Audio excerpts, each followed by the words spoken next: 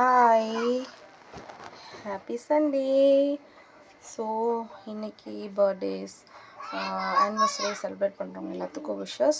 சில பேர் கஷ்டத்தில் இருக்கலாம், சில பேர் சமாளிக்க முடியாத எந்த சுச்சுவேஷனில் இருந்தாலும் இருக்கலாம். எதுவும் கடந்து போகும் அப்படிங்கிறத மைண்டில் வச்சுட்டு வாழ்க்கையை அடுத்த ஸ்டெப்புக்கு கொண்டு போங்க. அதை தான் நம்மளோட இது, ஓகேவா? ஸோ இன்றைக்கி என்னென்னா, நம்மளுக்கு ஃபிஷ் ஃப்ரை பண்ண போகிறோம்.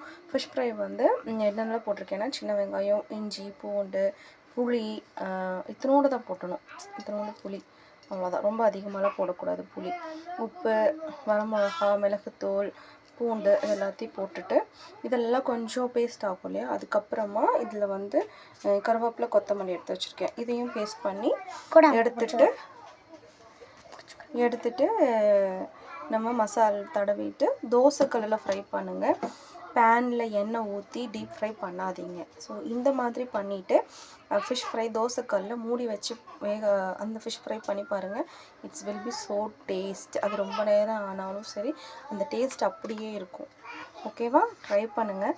நான் இதை வந்து எப்படி ஃபிஷ் ஃப்ரையை வந்து நான் பண்ணுறேன் அப்படிங்கிறத பார்க்கலாம். ஓகேவா?